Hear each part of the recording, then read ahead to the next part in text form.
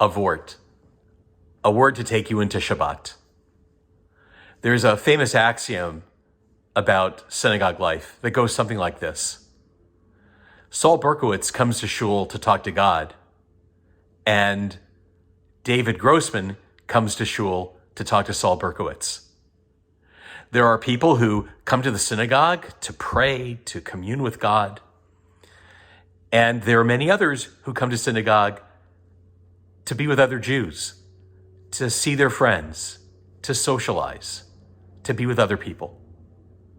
When I was a child, I came to shul to pray to God, but also to enjoy Kiddush, and specifically deserted Kiddush, and even more specifically, Entenmann's at Kiddush. If you grew up like I did on the East Coast, in the New York metropolitan tri-state area, you know that Entenmann's desserts were and still are ubiquitous at Shabbat Kiddush. I would be peering into my siddur and thinking about that slice of Entenmann's pound cake, or that Entenmann's glazed donut, or that piece of Entenmann's crumb cake. And for me, there could be no better Shabbat experience. It's what drew me to the synagogue. And I'd like to say that Entenmann's kind of led me onto the path of the rabbinate. Many of us heard the very sad news recently that last month, Charles Entenmann's, the genius behind the Entenmann's bakery empire, had died.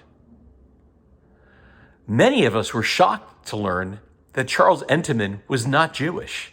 He was actually the son of German immigrants.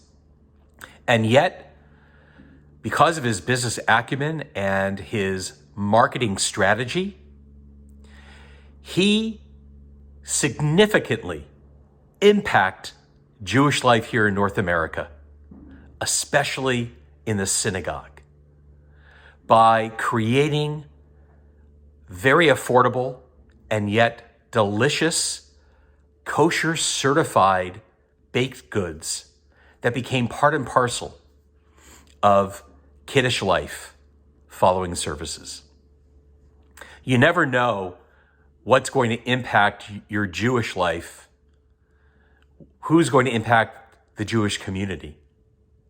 We often think that it's somebody who's actually Jewish.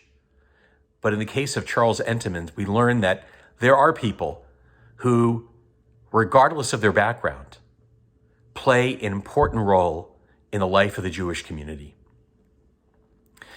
He sold his company a long time ago.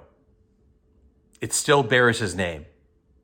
And I will be forever grateful for the fact that Charles Entenmann created a delicious, memorable piece of my Jewish childhood, which kept me connected to my synagogue, to my community, and led me on the path on which I'm on currently. I hope that you'll pay homage to Mr. Entenmann as you're enjoying your dessert tonight at dinner, or perhaps tomorrow at lunch. It doesn't have to be an Entenmann's, but you can still enjoy the fact that dessert can play a role in your Jewish life. As we know, it's not a Jewish event without food. Shabbat Shalom.